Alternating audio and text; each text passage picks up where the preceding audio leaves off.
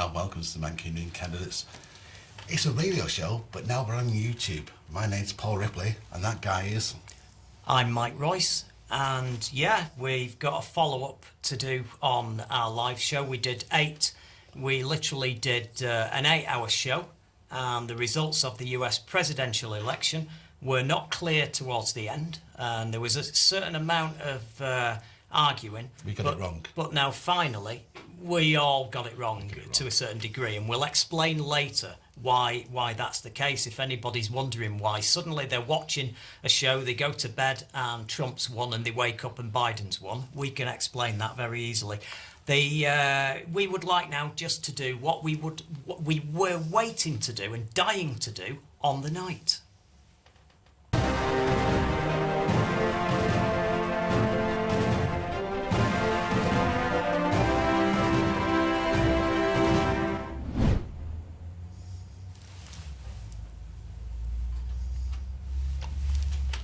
Yep, at the very end of it, tail end of this, he actually managed to pull it off, and it's all about how many mail-in votes were for Biden and how many were for Trump. And it turned out the downbeat nature where we ended the show, we sort of estimated that Biden was going to get most of the mail-in votes, but like 60% to 40, and it turned out he got closer to 80%, and he managed to flip all those states. I'll give you my opinion later on in the show about certain aspects of that. I still stand by some of the negative things I said about the Democratic Party for good reason. But we've actually spoken to, we're going to be having a chat with Tom Anderson in a second about what actually went wrong. Before we go to Tom in Alaska, there's something happened in Manchester this weekend. And I've got a video here, if Kris has got it ready, just to play out, and I want your thoughts on it. I want no more. I want you to email in mancuniancandidates@fabradiointernational.com and just tell me, just watch the video. There's no sound. Just watch the video and tell me your thoughts. Oh, there may be Mel Gibson shouting freedom somewhere, but play the video, Kris.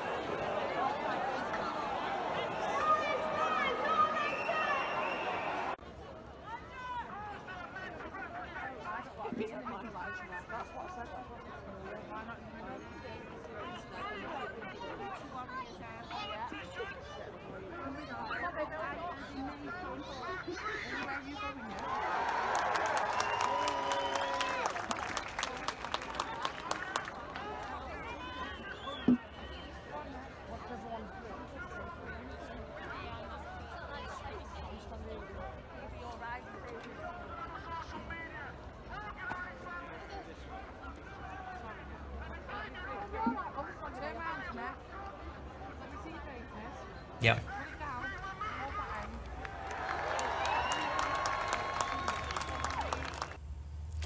So there we have it. I want your thoughts on that video.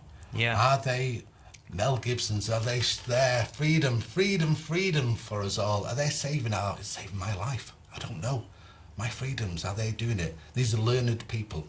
These learned people who think a YouTube doctor is better than a normal doctor. Yeah. Who may, when if they do get ill at any stage, may go to their YouTube doctor and get fixed. Who knows? But if you can comment, I mean, the other side of it, you may totally agree. But let me know, please, Mancunian Candidates at fabradiointernational.com. Freedom. Yeah. Well, we've got a couple of comments. I mean, my first comment is that they could form their own show, the Mancunian Balance, probably. The Nicholas Ripley is sending a message. He says the March of the Lemmings, and Geeky Sci-Fi TV is commenting, and they're saying they've been around. If they'd been around in World War II, they would have refused to turn their lights off in an air raid. Unbelievable ignorance. I can't believe it myself. I'd heard of this march. When you watch the footage, it's actually quite breathtaking. Number one thing to point out is they're all reasonably young and are in the lower risk sector. Also, the amount of kids there, it's an absolute disgrace. No masks whatsoever. No masks whatsoever. Well, that's the point of the march. How many people got infected today? 33,000. Yeah. And people will say it's the same as the flu. My goodness, how long do you have to say and push? It's not the same as the flu. Obviously, a lot of people die from flu, but obviously, a lot of people die from this. Well, I don't know. It's up to you. Please email the show, because you think differently. I need to know why. We need to know why, and be sensible about it. We really do follow the United States. Whatever they do, like the stupidity you've had with this over there over the last 12 months. You think, oh well, at least we're not as bad, and we're catching up really quickly, aren't we? We've got our own special kind of dickhead. But there is that's doing confusion, though, this. Mike. There is confusion because of the government have been terrible about handling it. And absolutely. it leads down the road of people just jumping on things because you're confused by it yourself. Yeah, I understand that. I mean, what is this lockdown about? Well, this is a level of ignorance, though, that's unbelievable. I can get confusion, but you still get the basics. There is a very easily communicable disease that is rampaging its way through vulnerable people. It may not affect you, but you can carry it, and you will inflict it on everybody else. And this is the same thing you saw at all the Trump rallies when you'd interview some young person, and they go, "Why are you not mask wearing? Why are you out in crowds, not social distancing?" Well, if I get it, I get it. No, these people all have grandparents, parents, older people that they mix with. Even someone at a corner shop that they go and buy a paper off, corner shops that should be shut, that have been widely open and are now open in the UK. This second lockdown is a fucking joke. It's a joke. It's more than a joke. It's a farce, absolute farce. And we'll talk about British politics later in the show. But we do have Tom waiting for us, don't we? We certainly do. I think it would be rude not to actually catch up with Tom and find out his thoughts, because when we left, just previously on Buffy the Vampire Slayer type moment, we left the show and we were a bit downbeat. He was really quite upbeat because Donald Trump was winning, and he seemed to be having a much better night than he was having. And I suspect that is not the case. And welcome, Tom.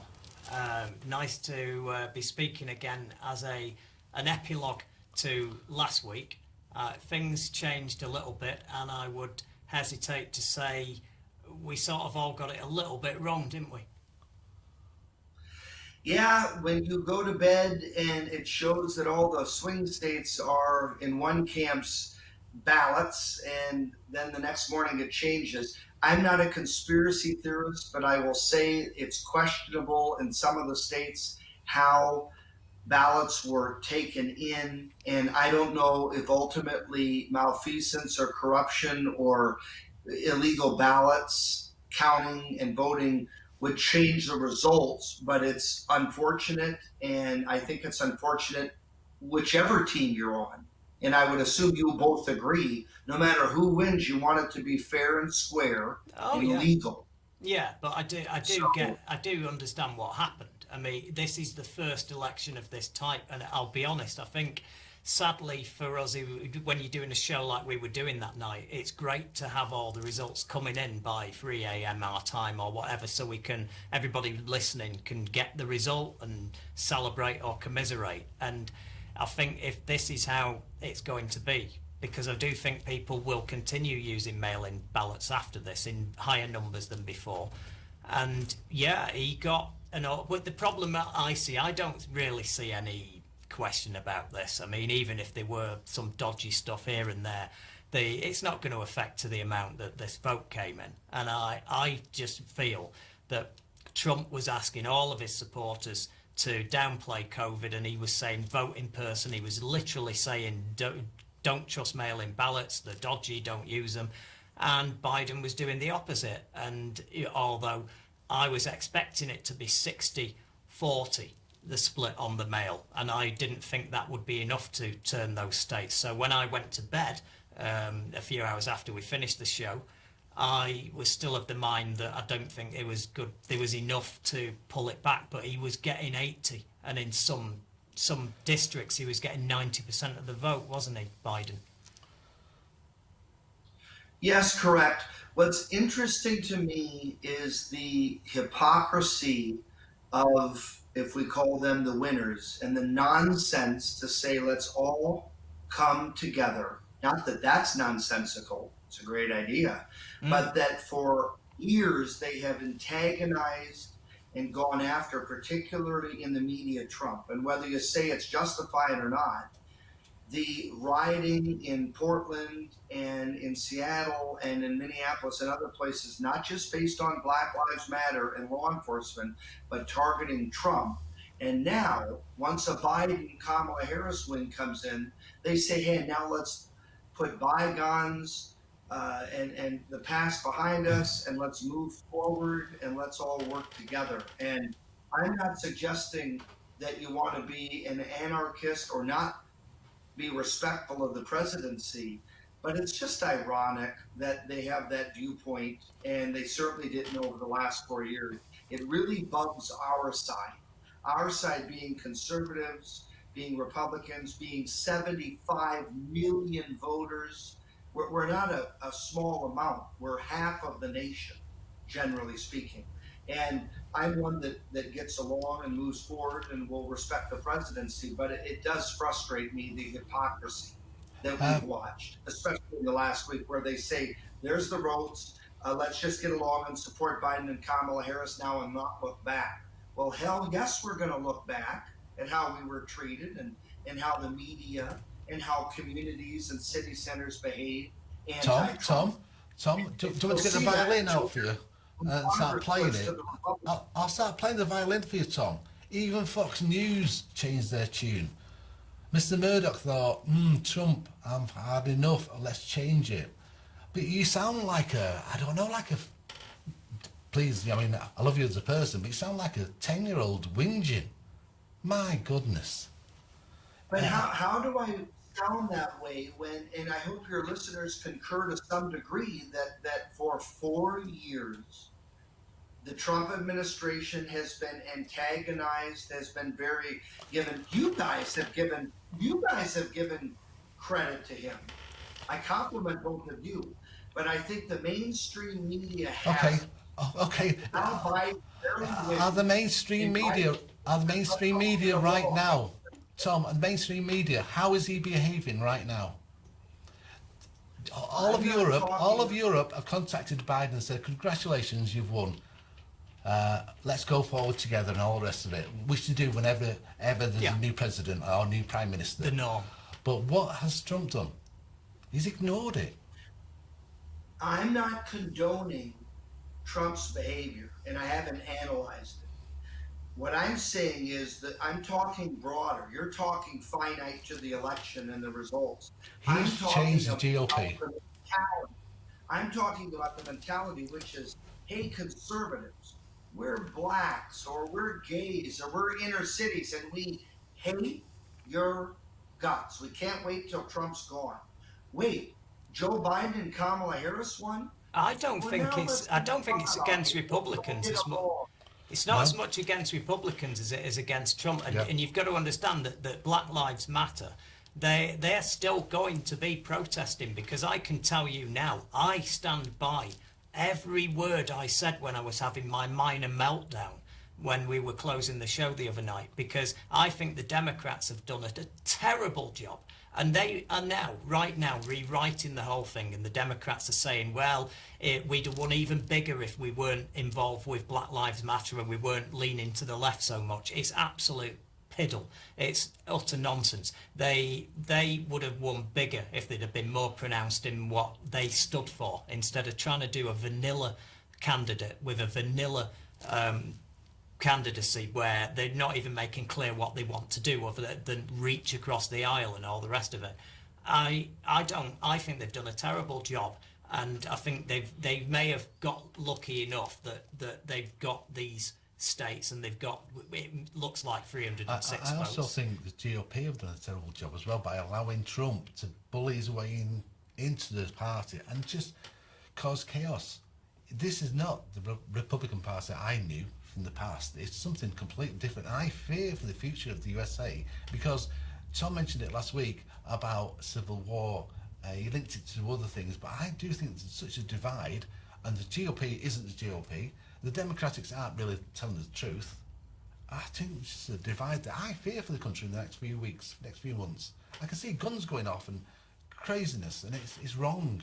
And I think This is how I everybody's feel, responsible. though. I personally like responsible resource development. The less pollution, the better. Yeah, Clean our oceans, have potable water. Let's look at alternative energy sources that aren't too expensive, and if they are, then we don't adopt the technology nor mandate. I'm a faith-based person, so whether you're agnostic or atheist, I respect your choice of that. I prefer to cohabitate, habitate, communally live by, have teachers, pilots, dentists of faith-based for my family. That's what I choose. I respect other ethnicities, but I don't respect Black Lives Matter, and I feel it disenfranchises. I look at military as a necessary, not evil, but a necessary infrastructure that's sadly something we all must have to protect our borders. I believe in borders, and I don't respect illegal immigration. Those rudimentary things, I believe, are Republican in nature. yeah. And we could debate the Democratic tenets or not. I didn't say, let me tell you the negative things on Democrats. I simply said what I believe. And for the most part, bravado, silliness, sometimes you got to zip your mouth moments aside with Trump, he carried the water of what I believe. Even if you were to say, Tom, he's not a person of faith. Tom, he was a Democrat. Now he's a Republican. Tom, he's had affairs. He's had divorces. He doesn't walk the walk of religion, of Christianity. All those things aside, even if he's not the pastor in chief, which he isn't, he was the commander in chief, and he delivered for us. So I take away from his 4 years, for the most part, a success. I know you respectfully disagree, but based on our platform and values, I think, like for instance, pro-life. Has he had sex with someone and had an abortion? She did. I don't know. Has he done drugs? He said he never has. I don't know. But the point is that if you're a pro-life standard bearer, which I'm not big on that issue, to be blunt. I mean, I'm not one that's vocal on that, yay or nay. I think that he's carried the banner as good as you could carry, even if you don't like him or respect him. But from our side's vantage point. Okay, well, here's the problem, you see. This is a question that I find myself asking of myself and of life and in general. And that is, when winning is all that matters, what happens? And this is all about success. And during the course of this success, if I credit you and I say, right, I can understand this, but if from that perspective, it's a different discipline than mine. And I'll say that, okay, I get it. From what you wanted, he delivered. But at what cost? I mean, it's been carnage. It's been division. It's been hatred. He's been every single day singling somebody out for ridicule and hatred. He's been mocking disabled people. He's been taking the piss out of the armed services. He's been doing all these horrendous things. I mean, is it okay to put up with an absolute jerk just to get what you want? See, I don't have that vantage. You set up your question with some, you believe, realities. They're not realities to me, Mike. The morale of law enforcement in America and of our armed forces, the medical services and the Veterans Administration over the last 4 years, other countries paying attention. And I don't mean not shaking Angela Merkel's hand. That was embarrassing. I'm half German.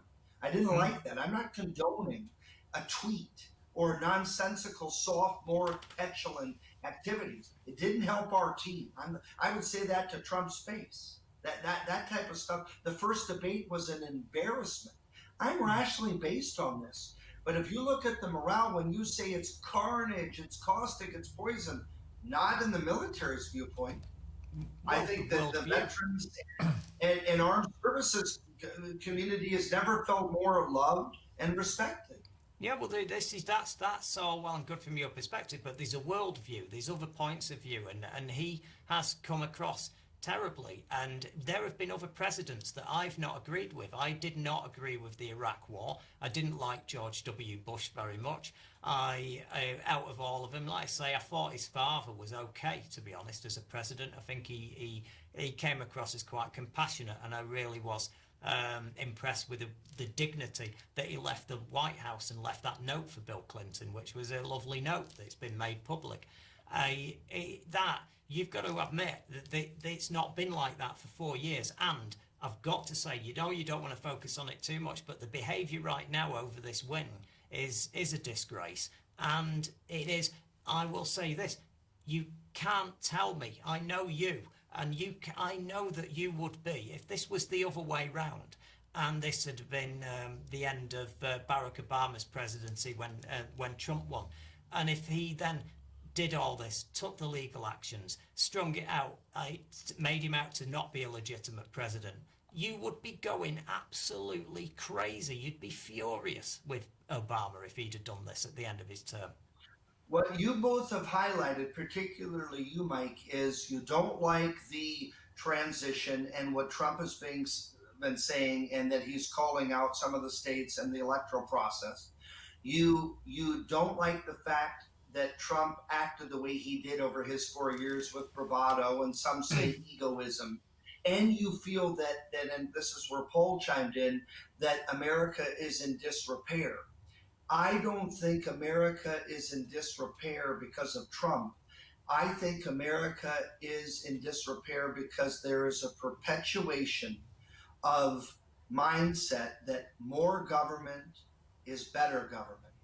And to be honest, less work will still get you paid. And I'm speaking tongue in cheek in generality. Yeah. Because of our welfare system. I don't think there is enough imploring, maybe incentivizing for small businesses. If anything, Joe Biden has talked about taxes. He's talked about affiliating with Iran again.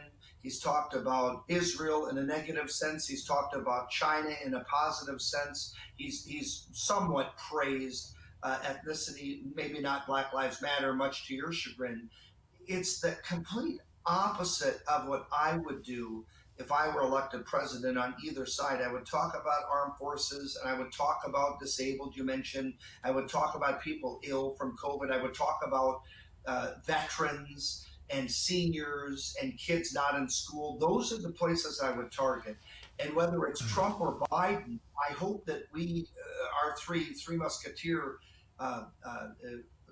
show can look to that in the future. If you want to pick on Trump for some of the things he said, go ahead. Kamala Harris is an awful human being. It makes me sick to even call her by the name vice president. I feel nauseous mentioning it. That's why I don't want to talk about the let's dig in. I want to know more. And Joe Biden's close to dementia. So let's not go down the road of personalities. Yeah. These are not paragon of virtues or great people.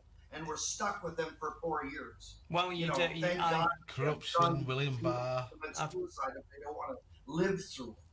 No, I don't. When it comes to Joe Biden, yeah, he may have his senior moments and he's got his issues, and he has. But at the end of the day, he comes across as a nicer human being. He's not an experiment, is he, Mike? That's so sweet. Pull out Paul's violin so you guys can talk about niceness. No, when we've got it Kim matters. Jong-un in North Korea and the despicable Iran or Muslim factions or Black Lives Matter rioting and Antifa and others. I mean, pull that violin out. But you don't seem to think that Black Lives Matter have a point. I don't think that group matters. I think my African American friend, someone of color, matters as much as someone that's white or pink or Asian. I'm married to a Filipino, you know that. I think all lives matter. But if it's earned, if you're looting and raping and pillaging and you're they're not all doing that, though, are they? Generalizations. They're not all doing that, Tom. You've got housewives and Trump, teachers. You said Trump was poisonous and caustic. Do you think every day he lived his life like that? No. I mean, I think that you're not giving him a fair deal on his accomplishments. I'm not, but when I see there's certain policies you brush over, like separating the parents at the border and locking kids up.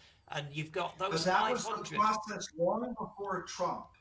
Well, he pushed it much further because it wasn't. It wasn't. Blame the media then, I guess.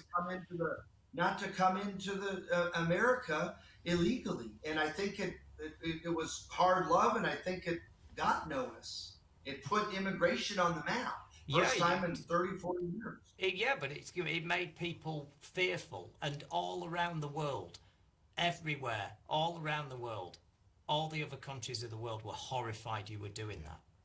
They were horrified. But look at what happens when you open your borders nonchalantly, like what Germany did, and I like Angela Merkel, by the way, and what France did. Then there was a backlash the other way.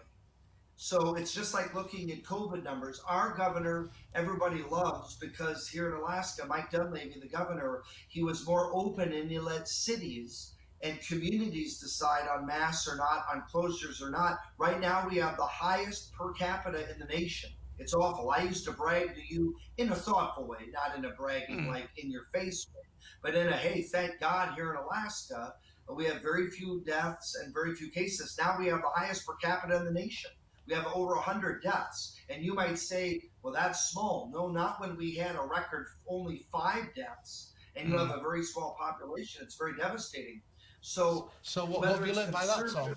You're seeing COVID numbers go up, and I'm just saying, I don't know if you could blame somebody over that, like Trump. Well, who else would you blame? Is that Biden's fault? Not being hygienically observant. Yeah. People and China. So creating it. So the lead of it all. I mean, the underpinning is China created it. No, people forget that. And Biden says, well, how soon can I start dealing with Xi Jinping, a complete dirtbag? It's like, wait, that's on your agenda? I don't even want to hear that. Where Trump says, we're going to sock it to China for what they've done. I like that better. So you say, don't deal with him. He's the head of China. Don't deal with the guy who's in charge of China. But by all means... Go. I said sock it to him financially. Oh yeah, all the copyright and patent infringements. Yeah. Not sock it to him and physically. But you're happy with Trump going over to and interfering with Korea and trying to make peace over there. You're happy with that, and a lot of people don't want to deal with it. I'm happy with Trump trying to deal with a nutcase like Kim Jong-un. Yeah. Trying to placate him and give him a little. I don't know if it was celebrity or what, to keep him subsided and to stop testing and unnerving South Korea and Japan. Yeah, but and it's rather than look again at now. If you guys give him the credit for doing that, you say, oh man, he's getting glam shots with the president or the dictator of North Korea. And I don't think that was Trump's intention. He was trying to diffuse him, and no one else has done it. I thought he was there to pick up tips, to be honest. Tom, I thought he was there to pick up a few tips off him.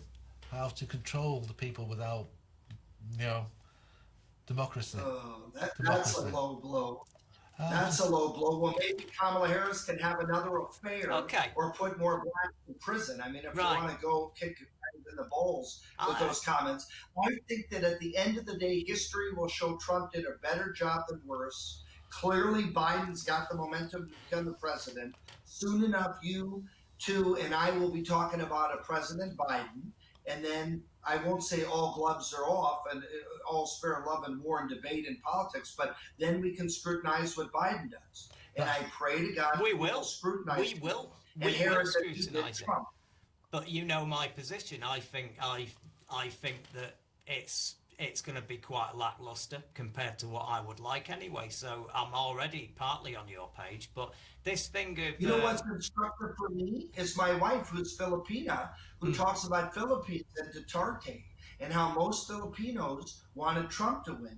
They feel that he's respectful to the Philippines. They're nervous about the connection President Duterte to China, taking loans, selling off things, just like we see below us in South America and Central America. Filipinos say, hey, we like military, strong military. We like respectful law enforcement. And yes, sometimes America falls on that short. Most of the time they don't. We like faith-based mindsets. We don't like drugs, like in Oregon, legalization of, to small degrees, heroin and meth, to placate someone's fallibility physiologically because they're addicted versus counseling and other methods. And so if you want to look at other countries, you can look at Europe. That's where you live. But look at places like Philippines where they wanted Trump to win for the most part. Yeah, but and I know a lot of Filipino Americans feel the same way. I don't know where you get off with making out that Duarte's some sort of great situation. That government, that guy is an absolute frigging lunatic. He goes out at night. He goes out with the police and with assault rifles. He goes out shooting people. He shoots people. He's gone out with the police shooting drug dealers. And you may think, well, that's great. But yeah, he's one of these macho men types that Putin. I love models President Rodrigo Duterte. I do. I think he's, if not the best president Philippines has ever had, he's crazy, though. Top two.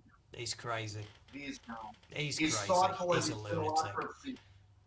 for he was one of the first to give relief and to make sure everything was closed down responsibly.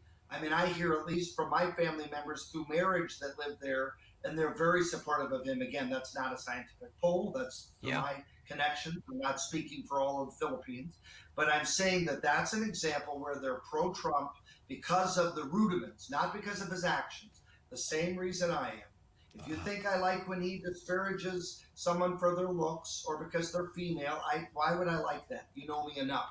I like the rudiments of it. And in the future, I hope we have a Ted Cruz or a Mike Pence to continue Trump's, I won't say legacy, but platform with more dignity and more statesmanship. I think you'll see that in 2024. I know it's early, but I truly do. I forecast that it won't be a Buttigieg or a Beto O'Rourke or a Cory Booker or Kamala Harris. It'll be a Republican, and I think we can get back on track. And I don't think hobbling and with all these executive orders forthcoming in the next couple months when Biden's in, I don't think going backwards will help. And I know you look at that as momentum and positive. We can respectfully disagree, but I don't like that. I don't. It just looks like we're backwards. In America. I don't see any point in it. It's again back to what I said at the beginning. Trump, if that's winning, doing what he does, well, I'm sorry, the price is too high. It's too coarse. The discourse is too unpleasant, and it just makes everything so divisive. And at this moment in time, the country, you've just had this massive split vote, and even though the Democrats are going round acting like they've won and it's a big thing, they've won, but they've not won in the way they were hoping to win. It's not exactly a rebuke, and you had 70 million. In 2022, you could see Congress go Republican. And I do this for a living, so it's not wishful thinking. I'm legitimately saying that I think that you could see a change or it would be very close. And now we see in Georgia, Dan Sullivan, our U.S. Senator, and Tom Tillis, both have won. So I know at least one of the Georgian states or U.S. Senate races is going to go Republican based on the numbers. I would be shocked. So I think you'll see a one majority, and that means Kamala Harris as the vice president doesn't have to tie break. And that's good for us. But we have two pesky problems. Maine's Senator Susan Collins and Alaska's Senator, my friend, Lisa Murkowski, who are very moderate. You'd like them, those two, better than me, trust me, on your show. They could put a wrench in a lot of momentum for the U.S. Senate based on Republican ideals if just one of them flops. Well, the Democrats. You things are better than you think anyway, because he's hampered anyway. He's going into government, and he's got the likes of John Kasich and people like him who are literally telling him what to do already before he's even got in. They've all been doing interview circuits for the last day or two, and pretty much every single one of them want Biden to do nothing to upset the apple cart. They want him to do nothing progressive while he's in there, and they want pretty much him to be governing like a Republican. So I think you're going to get. I think he's going to be much more in line with what you would like than you think, and that to me is horrific because there was no point. I don't dislike Biden personally. I called that not on your show, but I called that a year ago when Biden filed. I said if anyone's going to win, it's going to be Joe Biden. I didn't know about his lack of acuity and lack of quickness, but I think he's doing well enough. And based on the last debate, he did very well, I thought, in that. And I think you concurred. One question I have is, how will UK react when your leadership had an affinity to Trump, as has Benjamin Netanyahu and Vladimir Putin? Well, he's already started. He's already been on the phone this weekend to Joe Biden, offering him congratulations, recognising that he's the president-elect, and he's basically trying to undo the fact that he called his best friend the N-word as good as. Oh, sorry, he called him a Nigerian, but we all know what that means. But then again, we've had a member of the House of Lords start tweeting this weekend, and he tweeted about Kamala Harris and said, what happens with the Indian if Joe Biden leaves, asking whether he couldn't even bother to mention her name and referred to her as the Indian. So our government really, it sucks, to be honest. They're every way as bad as Trump's cabal, to me. Anyway, just as corrupt. Yeah. And on that note, I will say our goodbyes. As always, Tom, it's a pleasure talking to you, and we hope to speak to you very soon. And subscribe to my YouTube channel, Tom Anderson Show on YouTube. I want to get over 1,000 so I can start branding it. And I know Paul's going to help me off air. But subscribe to the Tom Anderson Show YouTube channel. Ted Cruz, Dinesh D'Souza, Michael Knowles, many guests forthcoming. See, Thanks, I've subscribed to it, so you know. There you go. I have. You guys are true gentlemen. Take care, Tom. Take care. Thanks, guys. Bye. Bye.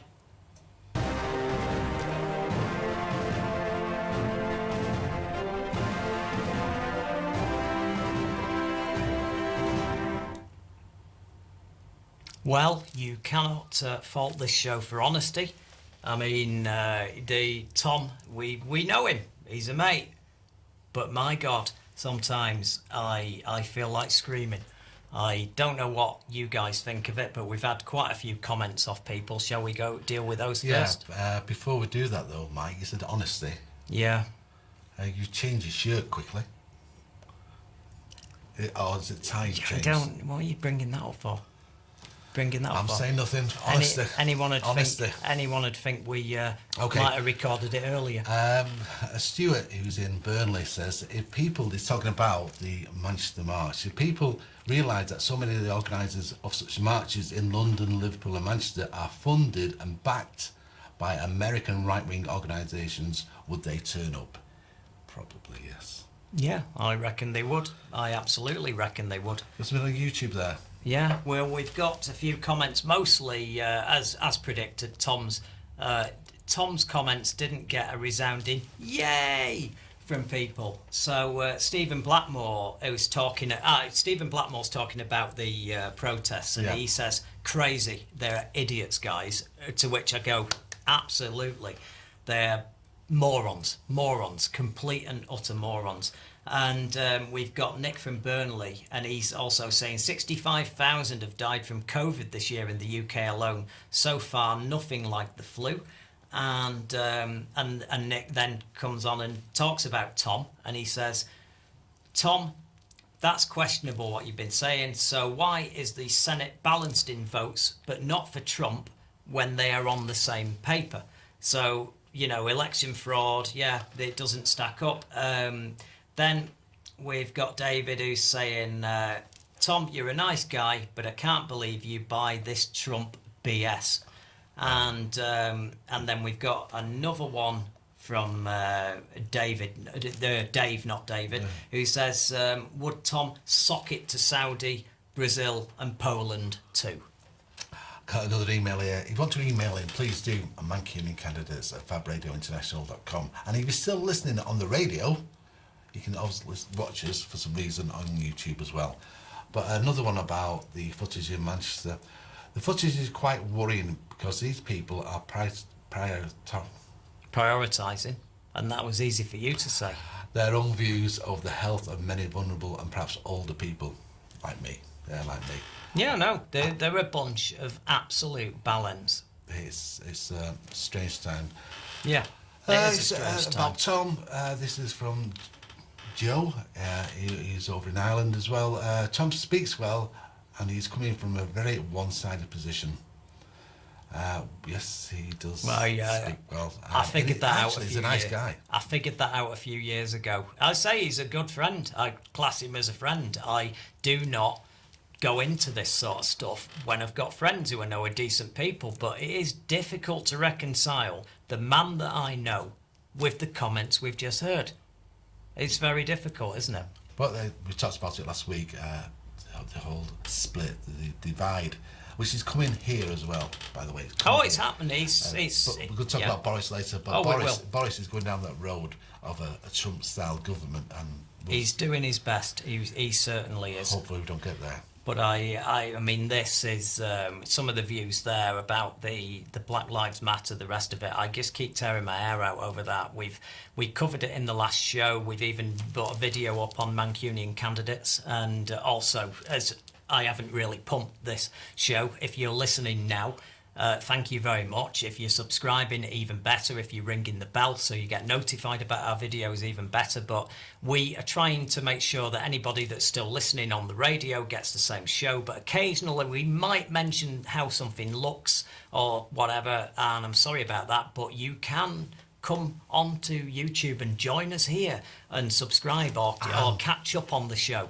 And don't forget it's a plug-in, I know, but the Twitter account, M_candidates. Just go on Twitter, you'll find us, M_candidates. Bit delightful you join us. It's doing okay, that account, so it's all new, it's all a start, we're always just beginning. Yeah. But more than anything, we want your points of view. Absolutely want your points of view. It's what makes the show. I've got another email, but we'll read that later. What next now, Mike? Well, I think right now we're at a pivotal point in history. Right now, you have got a president in the US that has lost an election, and this isn't like the Al Gore situation where it was a few hundred votes. He has conducted a campaign that he's been working on since the last election, running up to 2016 after the Entertainment Hollywood tape with the Pussygate saga. He thought he was going to lose. He was way behind in the polls before Comey investigated Hillary. And he ran this campaign of, well, if he'd lose, I think it might be fraudulent, the system is rigged. Again, spurious accusations, no evidence, and surprise, surprise, the same playbook has come out this time. So I feel it's important to just have a quick look now at how it used to go down when a president or somebody aspiring to be president, in this case John McCain, who was running against Barack Obama in 2008, what happened when he lost and how he graciously conceded.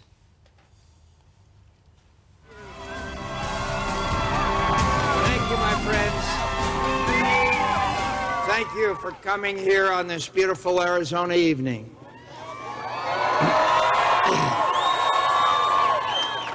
My friends, we have come to the end of a long journey. The American people have spoken, and they have spoken clearly.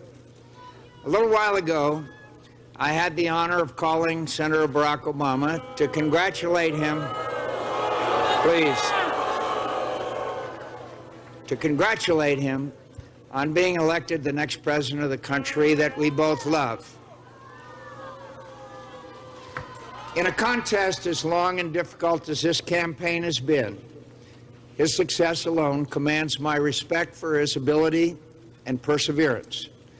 But that he managed to do so by inspiring the hopes of so many millions of Americans who had once wrongly believed that they had little at stake or little influence in the election of an American president is something I deeply admire and commend him for achieving. This is an historic election, and I recognize the special significance it has for African Americans and for the special pride that must be theirs tonight. I've always believed that America offers opportunities to all who have the industry and will to seize it. Senator Obama believes that too. But we both recognize that though we have come a long way from the old injustices that once stained our nation's reputation and denied some Americans the full blessings of American citizenship, the memory of them still had the power to wound. A century ago, President Theodore Roosevelt's invitation of Booker T. Washington to dine at the White House was taken as an outrage in many quarters. America today is a world away from the cruel and prideful bigotry of that time. There is no better evidence of this than the election of an African American to the presidency of the United States. Let there be no reason now. Let there be no reason now for any American to fail to cherish their citizenship in this, the greatest nation on earth.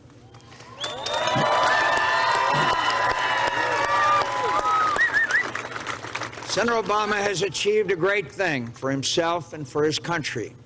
I applaud him for it and offer him my sincere sympathy that his beloved grandmother did not live to see this day. Though our faith assures us she is at rest in the presence of her Creator, and so very proud of the good man she helped raise. Senator Obama and I have had and argued our differences, and he has prevailed. No doubt many of those differences remain. These are difficult times for our country, and I pledge to him tonight to do all in my power to help him lead us through the many challenges we face. I urge all Americans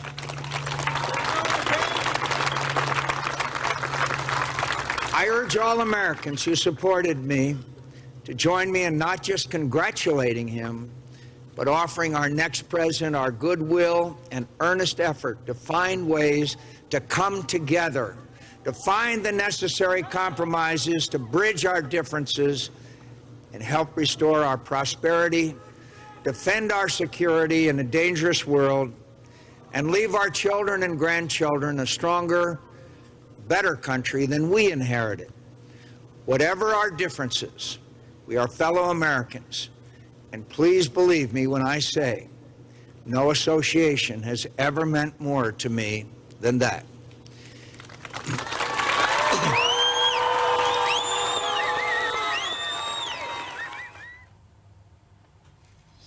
And that was only 12 years ago. That was 12 years ago you had that. It's a person there whose politics, I don't agree with that guy. I don't agree with his politics at all. He's a war hawk as well. But at the end of the day, his country meant more to him than his own personal beliefs and his politics. He knew that damaging the United States just to attack his opponent was going to damage everyone. It's shocking to see that now. That was the norm. That was how people left. When George Bush Sr. left for a humiliating landslide victory by Bill Clinton, and he was another one-term president that, like Trump, has turned out to be. He left a famous letter on the Oval Office, the Resolute desk, for Bill Clinton. That was, if you can find it online somewhere, and it says, good luck, I hope you win, I'm on your side, effectively. But Mike, it's not just about Trump. You're sort of indicating that it's Trump who's caused all this. It happened before and been running for about 10, 12 years. Look, the shows, we do a show, a podcast that's been around for a while now. We talked about it, about the rise of the right wing, about racism across Europe, and certain pockets coming up, and misinformation we've talked about. I agree. It's come up, and opposite. Hopefully Trump is the pinnacle and it starts dropping off, but I doubt it. No, there are some Republicans. Tom Cotton is the senator, to refresh people, when Obama did the end to the nuclear testing in Iran deal that the Republicans for some reason are so insane about. Tom Cotton, who was a senator for the Republican Party, wrote a letter to that government and went, look, if you do actually sign up for this, just be aware that any incoming government that we get, we're going to just tear it up. So he tried to scupper that deal. They had control with that deal over Iran, and they've no control now. Those sanctions by Europe were going to end anyway. So when he said this lie that the Republicans say about it, they say we gave all these hundreds of millions to Iran. It didn't happen, and Tom Cotton was their money. Was treasonous. It was held, wasn't it? Holding the Iran money yes. in their banking. It was their money. Yeah. But I really want to push the point here, Mike, and I think you may be missing it a little bit. Am I missing it? Yeah, the rise of popular governments across Europe and into America. No, I get that. What's caused it? And it's not, obviously, you're talking about issues within that. I'm talking about specifics, yeah. But there's a wider canvas. Where people got fed up of their government. I mean, how many people just got fed up of politics? Because it's all the same, they always lied to you. And so this range of populism that come around where they can learn more off of YouTube than the government. It opened the door for Trump. They don't tell the truth. It opened the door for Trump. Trump fed into something, but the problem is some people had, when it comes to, as well, I've got to say, I get that there was a problem, but also there were small minorities such as the militias, such as the white nationalists that and it's fed them. But they're a small minority of America, and the problem is, well, you're right that he, to a degree, is representing a wide range of Americans that feel disenfranchised, the blue-collar workers that have voted for a multi-billionaire who literally doesn't give two fucks about them. You also have the other side where he's amplified white nationalists and the militias into a position where they're getting media attention they never knew. Who out there knew who the Proud Boys were? No one knew who the Proud Boys were. No one had a clue. I had to look them up, and I'd been looking into this for years, and I had to find out who they were. He is putting a spotlight on the wrong people. Mike, you're still missing the point. Oh, what am I missing? It's not just about Trump. That's not bad enough. Look at Poland. Look at the East European countries. Yeah. What's happened there? The rise of the football fan thug. Yeah. Who's just their own little militia, like you say. I know someone who was a part of that. And so you know him and all. It's just not just about Trump and America. It's about the whole world and about global politics, because people don't trust politicians anymore. And so this has come along. Oh yes, we understand you're looking after us. Yeah, but this was still a fluke, though. Let's just be clear on this. Trump getting in was a fluke. It required an unpopular candidate that wasn't the people's choice. How many votes? How many votes? How many votes has he had? It doesn't matter. He's lost by 5 million. Yeah, but how many votes? That's a mandate. Did he have the same amount of votes he had last time? Way more. There you go. Yeah, way more. But then again, he's been telling lies, and he's been winding that base up for a long time. No, I'm not saying it's not. I mean, my whole point, even on the other show, 8 hours, and I was flagging at the end, but I was still saying what a massive, massive problem it is that this happened. Your point was that the Democrats did a rubbish job. Yeah, they did. I don't really agree did. With I don't they won badly. They won badly. They won badly. Yeah. I agree with that. Yeah, However, they did. how can you? There's got to be a change in politics. They didn't. People talks about. I mean, all right, let's go to global warming. Yeah, but they didn't. Global warming. Who takes it serious or who uses it for their advantage? Well, this is it. I've said on this show. Who takes racism correctly? Right, I've said on this show there are a lot of people Labour that have use. talked about it. All Are you going to let me talk? No, Labour have talked about it. Right. Are we going to? But they don't do it. Global warming. There are people that are using global warming to make money. They're using it just to fill the pockets, and they're disingenuous. They're not that bothered about the planet. And I've got to say this, if you actually look into Al Gore and some of the stuff that he's done, he's invested in, and the minute any company that's providing windmills, turbines, solar panels, or even he invested in the Young Turks political show on YouTube. Did you know that? He bought into that, and then the minute all these things became listable on the stock market to the point where you could sell and make a load of money, he got rid. He's green, all right. He's not as green. He's not as green as you think, is he, Al Gore? No. World War II. What about money it? that got made by the companies then. COVID, just now. Yeah, COVID. we know that. We're going to talk about that later about the companies. What's making that got to millions do and with millions and this, millions. though? Because it's corruption.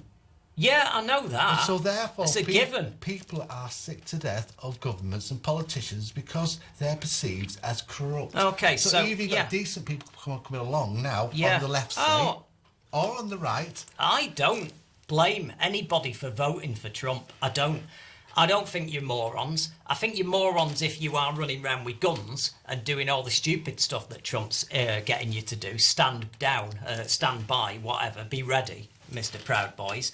You lot have no time for you. You're scum. You're absolute scum. You don't deserve to be alive. You're just making the planet a worse place.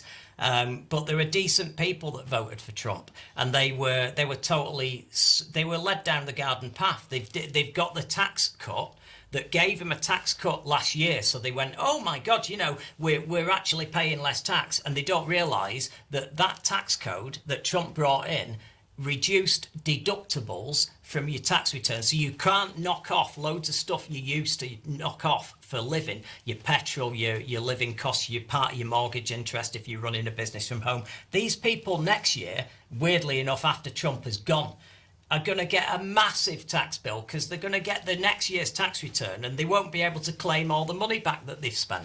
So they've been conned. He's a grifter. He's a grifter. That's all he is. He's a grifter. He's a grifter. End of. Can you cheer me up, man? Yeah, I can. I think you've got to look for funny things. And with all this voter fraud going on, it turns out that Fox News, and I think you'll find this difficult to believe, I need to say beforehand, this is not a Saturday Night Live sketch. Fox News have managed to uncover a poll worker who's seen all this dishonesty going on with the ballots. With the shocking details.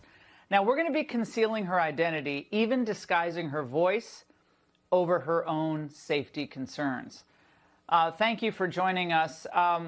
You saw something suspicious, we're going to get right into it tonight, happening on the side of a Biden-Harris van in the parking lot of the polling station. Now, walk the audience through what happened. I went out to go for a walk on my break, and I probably had a 150, 175-foot stretch where I was walking. The Biden van was parked along this stretch, and I was walking to it, so about 150 feet I was walking, and I could see these people hand over what appeared to be white envelopes, just hand over onto this table. And as I got closer, the envelopes were being torn open. There were two people dropping the envelopes and two people ripping them open and turning and facing the van and drawing on them or marking them. And as I got closer, as I was walking, they would put things down and pick more paper up and mark on the van and then put it down and pick some more up. And as I got closer, I thought, those are ballots. And I didn't, I was in my polling uniform, basically. And as I walked by, I looked and I thought, those are ballots. And it kind of was an odd, like, what are they doing? There were 4 total people, but only 2 were marking and opening the envelopes and the paper. And as it took about a 6-minute walk to walk this parking lot, and I did it. I just walked my entire lunch hour. And so I came around a second time, and they're still opening and marking the ballots. I don't know what to say. I mean, why that voice? Why that voice? You could have done anything. You could have just put an odd person's voice. Like they used to do it here with Jerry Adams from Sinn Féin. They used to have some weird voice that obviously wasn't him, slightly out of sync, because they brought in a rule you can't have the IRA on TV. So and the BBC went, oh well, we're not gonna censor. We'll just dub his voice. Which producer from Fox News allowed that to go out? I don't know. It's quite unbelievable. I mean, right, I thought it was a joke. When I first saw it, I thought it was something from the Lincoln Project or something where they'd put a silhouette. I'm looking for Is it the silhouette or the voice? Thing my head somewhere to replicate it somehow. What is funnier, the silhouette or the voice? Both of them. It's just madness. But they've got to the bottom of it, though. At least now we know it's real what Trump's saying. Yeah? At least. No, because I was worried. I thought it'd been made up, me. I thought it was a load of rubbish that he'd made up because he's a big baby and he needs his nappy changing because he's lost. I've got a message as well to Tom Anderson, who's I think listening right now. We've talked to him before, our friend in Alaska. He's been invited to Harlem to have a look round. He has. Yeah. We heard it last show. Yeah, so if you want to go to New York, you've got someone to run you around Harlem and show you how people are okay, and you may change your view on certain things. It's a genuine invitation. Yeah. It's not like being, And we'll go with you. We'll meet you there. But I'll say this: if Tom comes out with stuff like that, I think we might end up in hospital. We're not sure. I doubt Tom is a bright guy. I don't think he'll be sprouting somewhat. But he may change his views. That's the whole idea, isn't it? I mean, the whole idea, and we talked about it before, was about changing things. Things need to change. You got something else, Mike. So you do not think that Tom would be in Times Square with a megaphone explaining why Black Lives Matter's a no, he would load of people with hurt feelings who need to get over it? No. Right. Well, the comedy keeps on going, though, because you think that maybe, even in defeat, that Trump's people, especially his lawyer, his main lawyer, Rudy Giuliani, who you may have seen in Borat 2, the second Borat movie, where he was, what was he doing? He was tucking his shirt in, wasn't he? I mean, a bedroom scene. I've seen people tuck the shirts in, and I'm familiar with that. And he held a press conference, didn't he? Yeah. A suitable venue. A suitable venue. Very good. Donald Trump's defeat was announced while the president was playing golf and when his campaign was setting up in a gardening firm's yard just by an adult bookstore and a crematorium. This story starts with Donald Trump tweeting that there would be a press conference on Saturday morning at the Four Seasons in Philadelphia. People assumed he meant here, the Four Seasons Hotel, but another tweet followed with a clarification. No, not the hotel, but Four Seasons Total Landscaping, a gardening company in an industrial area on the outskirts of Philadelphia. The Washington Post took in the arc of Donald Trump's presidency with this story headlined, "It began on a gold escalator, it may have ended at Four Seasons Total Landscaping." The article quotes the company's director of sales. "I have no idea why the campaign wants to do it here. Maybe they saw a satellite image that we have a big back lot and proximity to Interstate 95. Well, whatever the reasons, the Trump campaign had made its decision and set up in the yard.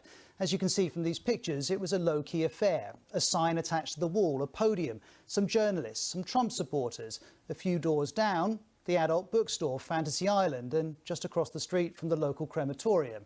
And it was here that President Trump's personal lawyer, Rudy Giuliani, learned that his man had lost. What was it called by? Oh my goodness, all the networks. Wow. All the networks. We have to forget about the law. Judges don't count. Well, Richard Hall, a journalist for The Independent, was there. He wrote this article, which starts, "It began with a tweet from the president. It ended with his personal lawyer in the parking lot of a landscaping company, struggling to be heard over a man in his underpants shouting about George Soros." And here's how he described that final moment. I think it was around 5 minutes before Mr. Giuliani came out that one of the journalists announced that the race had been called. And then journalists started to leave this big press conference that had been called by the president and his lawyers. So it was a very strange scene. And then out on the street, immediately outside, you had people starting to celebrate and Trump supporters clashing with Biden supporters. It was a very strange place to hear the result. Remember, the press conference had been called to draw attention to the Trump campaign's claims that the election has been stolen. No evidence was offered, but more broadly, it certainly drew attention. 2 days on, the event at the Four Seasons continues to generate stories from Politico, USA Today, The Atlantic, South China Morning Post. The list is a long one, but credit where credit's due. The Philadelphia Inquirer has been doing a lot of the heavy lifting on this story, publishing a detailed account of the whole thing. It tells us the 78-year-old employee manning the counter at the Fantasy Island sex shop said the phone had been ringing off the hook since Saturday, with callers asking, "Is Rudy Giuliani there?" Well, the team at Four Seasons Total Landscaping appears to have taken this in their stride. In response to criticism online, it's posted on Facebook saying it would proudly host any presidential candidate's campaign at our business. Maybe it will become a fixture in Pennsylvanian politics. It's certainly been quick to see an opportunity. Go online now and you can buy a range of Make America Rake Again and Law and Order merchandise. And while they quite reasonably make the most of the attention, it remains unclear whether the Trump campaign booked the whole thing in error or not. Either way, at 11:24 on Saturday morning, America reached a historic moment. CNN announced Joe Biden as the president-elect, Donald Trump played golf, and his campaign was in a car park by Fantasy Island.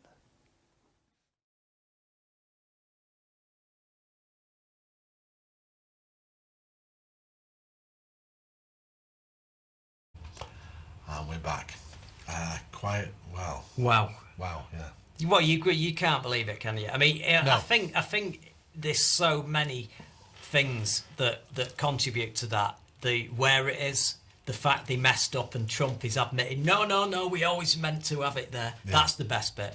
And Four Seasons. Four Seasons landscaping. Oh my God, could you believe it? And the fact the reporters were all like, what? I bet they thought it was a trap. They were going to be kidnapped and put in some van and taken away to put in a cage with the other kids, you know. But do you not love that there's a sex shop on one side, crematorium on the other, and the sex shop's called Fantasy Island?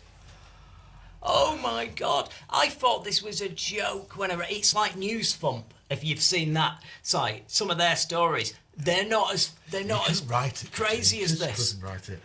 There's I'll have to find it for next week's show. There's a guy on Twitter who's doing a commentary on what's going on at the moment in America, but he's doing it from how an American reporter would report it. He's talking about Africa, but this time it's from Africa. America. So it's like in this disease-ridden country. Well, that's the thing. Where there's people fighting and divide between tribalism going on, and he's doing it exactly the same. But it's so funny, but so accurate, and It's nailed it, because that is literally it. You could not believe this. I mean, like I say, we're in the middle. Do you know what another cherry on top during that was? He got informed that Biden had won in the middle of that. So even if that was going well and that was in the lobby of the Four Seasons, where they intended to, with a massive chandelier overhead, he still got delivered that shit sandwich. I've had a message here. The speech we played before, remarkable in every respect. Absolutely. Yeah, it is. It's so crazy. And that was in Pennsylvania. And as you know, that's the state that called it for Biden. Yeah. Because Pennsylvania, to me, was unwinnable. When we finished the show, it seemed that it had gone. Even if Biden was getting 60% of the mail-in votes, he would never catch up to Trump's lead. No, he got 80 and 90% of the vote. And you know what? If you're going to look at this, who do you blame? I mean, I can sum it up in this very simple thing. Trump asked his guys not to vote because mail-in voting was fraudulent. Vote in person. He tried to make it impossible by playing around with the post office. He did. Certain people in, removing post boxes. He did, yeah. It was a very strange So time. what he did was set up a perfect set of circumstances where then all this intimidation at the polls put people off going. All the liberals and the Democrats didn't want to go and have all the grief off all the Trump guys. So the Trump lot all voted in person. It was counted until 5 or 6 o'clock. And then it turned out, they'd done exactly what they were asked to do. They voted by post because of COVID, and he was getting 80, 90%. So in Pennsylvania. So what we've got next is if it's good to see what someone in Pennsylvania who in 2016 voted for Trump. He's got an opinion. This guy is just a general voter. He's not connected with politics, and he wants to explain why he voted for Biden instead. Hi, I'm Greg. I'm a Republican voter with the state of Pennsylvania, the swing state, Pennsylvania. I've been a registered Republican since Nixon. My first presidential vote was for Nixon when the Vietnam War was raging. I started reading the Wall Street Journal when I was very young. I come from a working class family. I came really not from the wrong side of the tracks, from under it. I know all about enterprise, freedom, diligence, and entrepreneurship. I have this to say about our current president. Being in the financial industry 25 years ago, I was aware of his misdeeds and knew 25 years ago that Donald Trump was not just stupid, but mean. What's new to me in his term is he's just not stupid and mean, he's cruel and he's uneducated. He is a danger to this country. He is not a Republican. He doesn't espouse conservative values like the rule of law, that everyone is equal before the law. He trashes the Constitution on a record. He disregards laws. This man is a criminal. What he's done in the Ukraine and elsewhere is treason. There's one reason why I did not vote for Trump in 2016. Donald Trump is a fucking moron. That's the one reason. And I tell you, I'm stunned at his cruelty and his stupidity. The man is uneducated. He is a threat to everything we value. He disparages veterans. Why? Because they're suckers and losers in his small mind. All my relations were in the war, World War II. They've been in all our nation's battles. I am disheartened and disappointed beyond belief. In the name of God, I tell you, you've got to wake up and smell the coffee. This man is a great danger to our nation. I fear for our future if this man is reelected.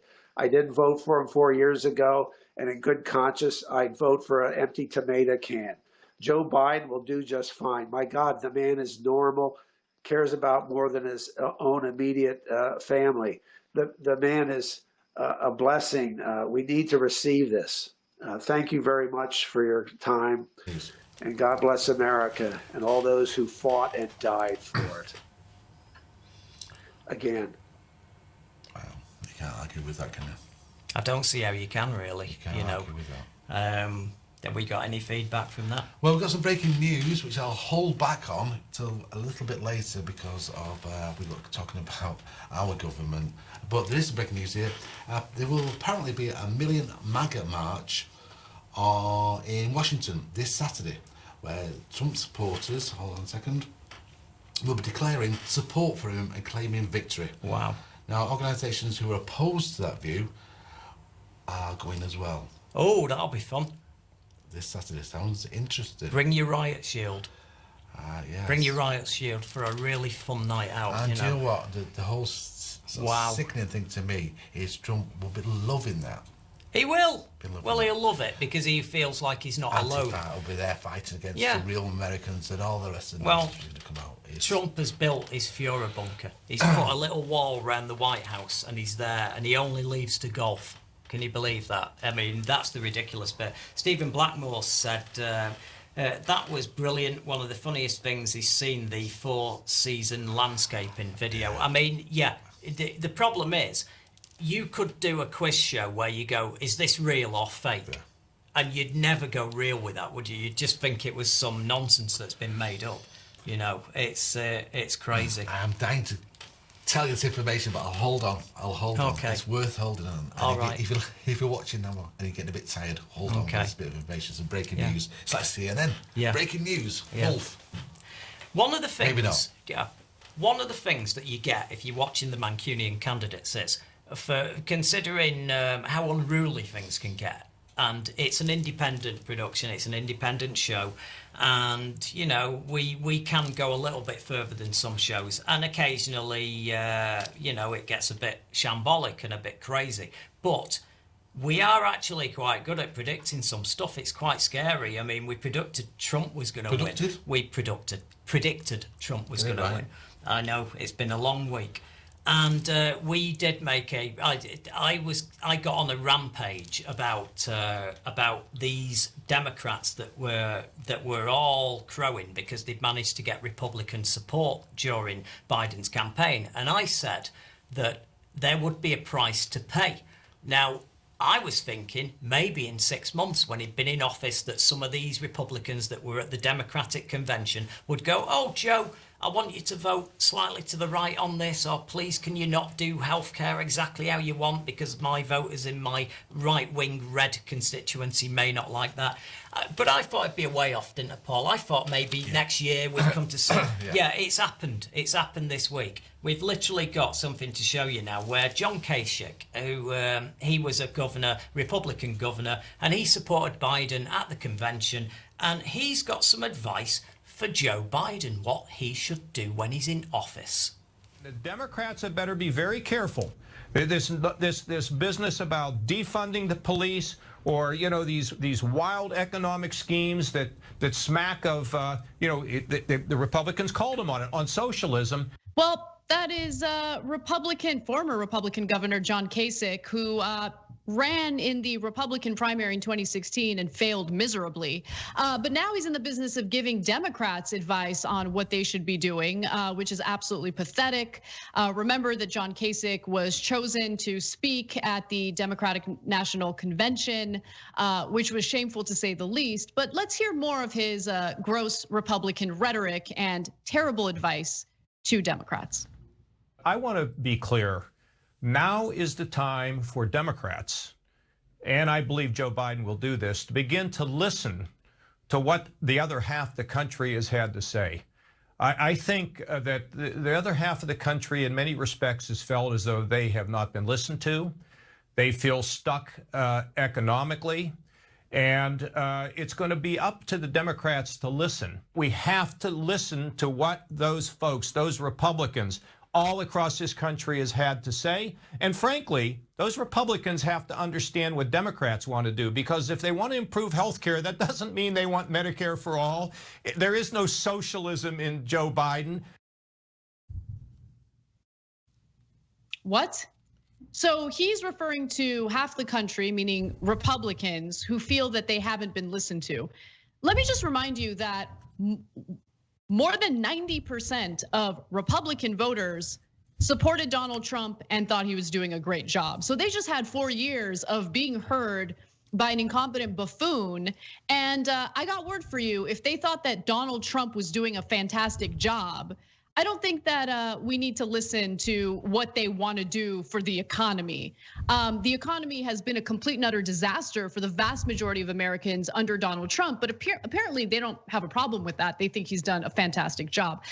AOC has responded to him, so have other members of the squad, Rashida Tlaib and Ilhan Omar, and of course they're pushing back against this. But let me just say very clearly that John Kasich is not someone who represents the best interests of Democrats. He's not someone who basically responds to the best interests of the American people, which is why his own party's voters rejected him in 2016. And so there's one more video of John Kasich that I want to go to, and then I'll give you AOC's response. Let's watch. The best thing that's happened to Joe Biden is the fact that the United States Senate is either going to be Republican or very close, and it will allow Joe Biden to do what he does best. It allows him to govern as a moderate. It allows him to do the things that I've always hoped he can do, and the far left can push him as hard as they want. And frankly, the Democrats have to make it clear to the far left that they almost cost him this election. That people in this country are basically center, center right, center left. They're not far left, and they're also not far right. Do I think it's possible that you can get something done on climate? Yes. Is it going to be, some new Green Deal? Of course not. But there's reasonable things that can be done. So I think actually he's in a better position today because being pulled from the left isn't going to work. They will not get those things done. And that Congresswoman from Virginia warned the Democrats, you want to talk about defunding the police? You'll have no support. And I think this is an opportunity for Biden to talk about, the center right and the center left of this country and what can be achieved. He's referring to Representative Abigail Spanberger, who had a meltdown because she came close to losing her reelection bid. And she decided to blame it on defund the police and so-called socialists. But AOC responded by saying John Kasich, who did not deliver Ohio to Democrats, is saying folks like Ilhan Omar, who did deliver Minnesota, are the problem. Please don't take these people seriously and go back to celebrating and building power. Anyone saying this after immigrant organizations delivered Arizona, black grassroots flipped Georgia, Michigan going blue with reality bending 94% Detroit margin, plus Rashida Tlaib running up margins in her district, and Trump publicly challenging Ilhan Omar in Minnesota and losing, isn't a serious person. So she's listing all the various ways in which progressives helped, deliver victories in this past election. And why are we listening to John Kasich? Why is he relevant right now? So, well, there's the answer, and thanks to that news channel for providing that clip. It is literally amazing to think that some people thought that these people were supporting Biden out of the goodness of their heart. They didn't believe in Trump, but they knew Joe Biden was an honest man. But I think they think he's a pliable man. He's a bit of plasticine that they can, or if it's not called plasticine in the States, is it?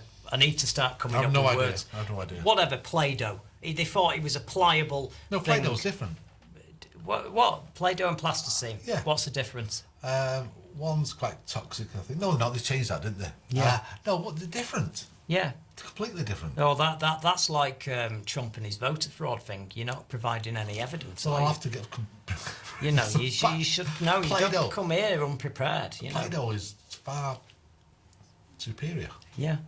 Well, I'd rather eat Play-Doh. It's soft. I would rather eat Play-Doh. It's soft. But basically, advice to Joe Biden: please turn into a Republican and be the sensible, sort of not lunatic Republican president that we would have loved to elect if we weren't supporting Donald Trump. Please. There you go. Has anything been happening over here? Yes. Some report here. They reckon a top Tory source has told the Sun tonight. They reckon Cummings' days are over, absolutely over and gone. He'll be gone by the end of the week, or certainly by the beginning of next year. Cummings' reign is over. I'll give a quick bit of inside info, and then I believe we got another video, and we need to have a chat about that. We need to move it on as well. I know, but I'll just say the news is Lee Cain was a mate of Dominic Cummings. He was working in that department in Number 10. Dominic Cummings is hated by a lot of Tory MPs because of the way that he speaks to people and pins them up against the wall when he's pissed because he wanders around Number 10 after having 1.5 bottles of wine and breathing horribly in people's faces, telling them what he thinks. Mike. No hate speech. It's not. I'm just saying this is what I've heard. Because if you haven't heard, we did get took off air. And if you want to find out what happened, why we got took off air last week, maybe watch this video, which may look weird with me pointing my finger on a live show, but when you're watching this as the finished product, it'll make sense. Now, basically, Carrie Simmons is just had Boris's baby and his fiance, and she hates Cummings and hates Lee Cain, his mate. Lee Cain was his sort of dog's body that ran round Number 10 and ran to the corner shop for stuff. And they're trying to turn it into the White House. Easy for me to say. They're trying to turn it into the White House. They decided to have White House type press conferences from January, and they've got a chief of staff. So they were going to, Cummings decided, we need a chief of staff, and Boris went, okay, I guess, and then he came back the next day and went, I've got the perfect guy for the job, Lee Cain, which Boris suddenly his balls dropped because he knew that his missus were pretty much hated him as well as Cummings. And over the last 48 hours, Carrie Simmons moved out of Number 10 Downing Street over this. There was a major row between her and Boris Johnson, and basically Lee Cain was offered, and he accepted the job of Chief of Staff. And then since she had a strop and they had this massive domestic. You don't hear about this at number 10, do you? You know, a big domestic. And now Lee Kane today announces not only is he not taking the job, he's resigned and he's leaving. I'm off. He's gone. So that's what's been going on at number 10. It's like a sitcom, isn't it? It's like a sitcom. A really shit one that results in loads of people dying. But we're going to finish the show off with a little clip from today, a question time in Parliament. And just look how Boris avoids answering anything. And I've talked about before corruption, and that's why people are getting turned off politics. Kris, will you play the clip? We've all seen this weekend that the government can find £670,000 for PR consultants. And Mr. Speaker, that's the tip of the iceberg. New research today shows that the government has spent at least £130 million of taxpayers' money on PR companies, and that's this year alone. Does the Prime Minister think that that's a reasonable use of taxpayers' money? Mr. Speaker, I think he's referring to the Vaccines Task Force, and after days in which the Labour Party has attacked the Vaccines Task Force, I think it might be in order for him to pay tribute to them for securing 40 million doses. And by the way, the expenditure to which he refers was to help raise awareness of vaccines, to fight the anti-vaxxers, Mr. Speaker, and to persuade the people of this country, 300,000, to take part in trials without which we can't have vaccines, Mr. Speaker. So I think you should take it back. Here's Starmer. Mr. Speaker, nobody's attacking individuals. Everybody's supporting the vaccine. £130 million, Prime Minister. There's a real question about the way that contracts are being awarded, about basic transparency and accountability. And I know the Prime Minister doesn't like that. This is not the Prime Minister's money, Mr. Speaker. It's taxpayers' money. The Prime Minister may well not know the value of the pound in his pocket, but the people who send us here do, and they expect us to spend it wisely. Earlier this year, the government paid about £150 million to a company called Anglo-Capital to deliver face masks.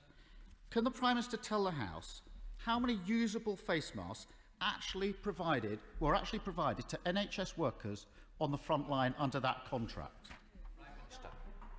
Mr. Speaker, we're in the middle of a global pandemic in which this government has so far secured and delivered 32 billion items of personal protective equipment. And yes, it is absolutely correct, Mr. Speaker, that it's been necessary to work with the private sector, with manufacturers who provide equipment such as this, some of them more effectively than others, Mr. Speaker. But it's the private sector that in the end makes the PPE. It's the private sector that provides the testing equipment, Mr. Speaker. And it's the private sector that, no matter how much the party opposite may hate them, it's the private sector that provides the vaccines and the scientific breakthroughs, Mr. Speaker.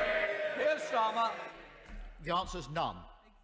Not a single face mask at a cost of £150 million. The trouble is that the British people are paying the price for the mistakes of the Prime Minister and the Chancellor. If they'd handed contracts to companies that could deliver, public money would have been saved. If they'd extended furlough sooner, jobs would have been saved. If they'd brought in a circuit breaker when the science said so, lives would have been saved. Let me deal with another mistake.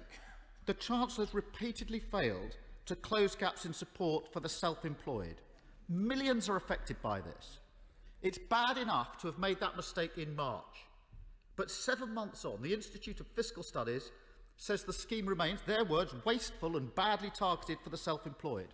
The Institute of Directors, many self-employed continue to be left out in the cold.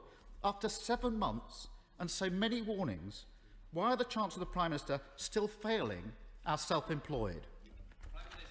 Mr. Speaker, unquestionably this pandemic has been hard on the people of this country, and unquestionably there are people who have suffered throughout the pandemic, and people whose livelihoods have suffered. But we have done everything that we possibly can to help. And as for the self-employed, Mr. Speaker, 2.6 million of them have received support at a cost of £13 billion.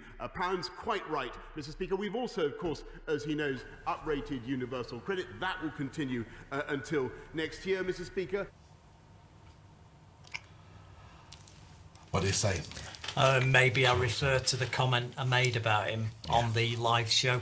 To add it, and we'll talk about it next week, there's so many Tory MPs, Unreal.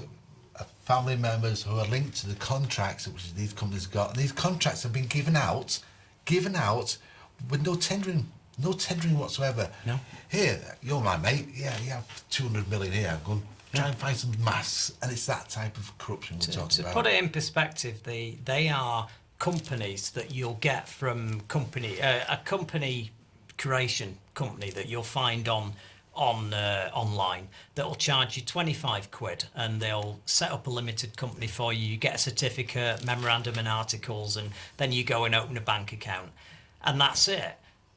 Some of these people are even trading from home and from cheap little units that they've rented for 20 quid a week, and they've put in tenders and they've ended up with 15 million, 80 million to do track and trace and make equipment and for this. Talk about criminals on the street. They talk about criminals on the street. Get annoyed. Oh my goodness. Get annoyed.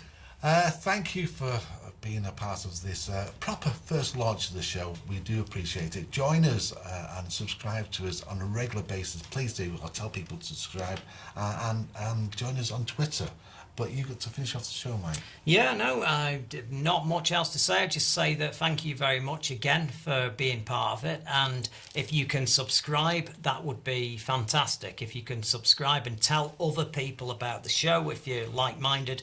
We're not just doing it for, I know there's a lot of messing about and irreverence, but we actually do want to change things. We want to get the word out about a lot of things that are going on that people are not discussing, and we want to get people fired up because we can change things if we all act together.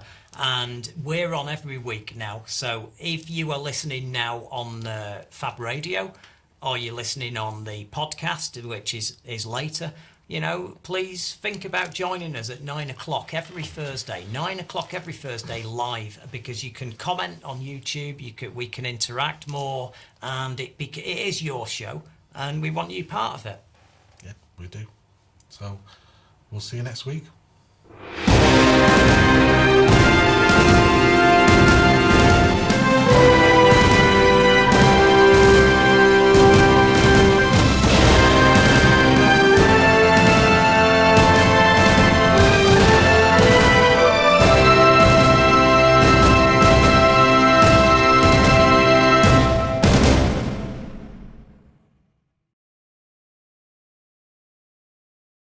Thank you for watching. I'm impressed. You've passed the IQ test and got this far, so let's press that button. Let's do the last thing that helps us. It's got subscribe on it, you can't miss it, and please ring the bell for notifications of future videos.